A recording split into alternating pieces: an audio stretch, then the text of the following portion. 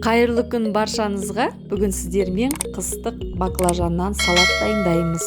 Арнама қош келдіңіздер. Ең алдымен баклажанымызды жылы суға жуып алып, видеодағыдай 4 бөлікке бөліп, тұздап қоямыз.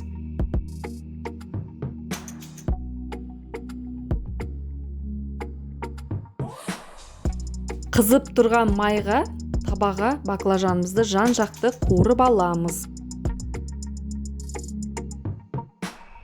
Қуырып алған баклажанымызды осы видеодағыдай көрсетілгендей үлкен ыдысқа әдемілеп салып шығамыз. Осылай саламыз. Енді баклажан салатымызға кірісе берсек болады. Бізге укроп, чеснок және баклажанның өзі керек.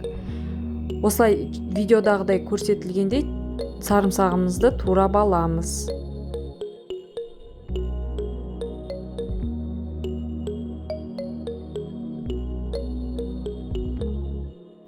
Банкі мен крышкаларды стерилизовать етіп болғаннан кейін 1 литрлік банкіге 6 кесілген сарымсақты салып, үстіне укропты саламыз.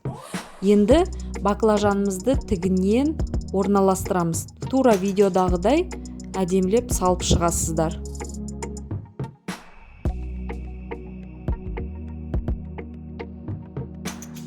Осылай баклажанымызды әдемілеп салып шыққаннан кейін толтырып, үстіне қайнап тұрған суды құйып, ыстық су құйып болғаннан кейін алма сірке суын 1 ас қасық қосып, крышкамызды жауып, банкыларымызды жауып аламыз.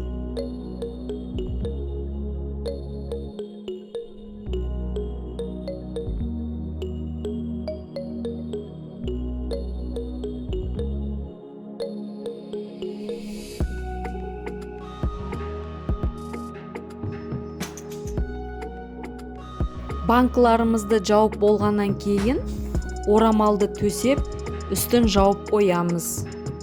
1 күнге тұру керек. Осымен баклажаннан салатымыз дайын болды. Арнама тіркеліп қойуды ұмытпаңыздар.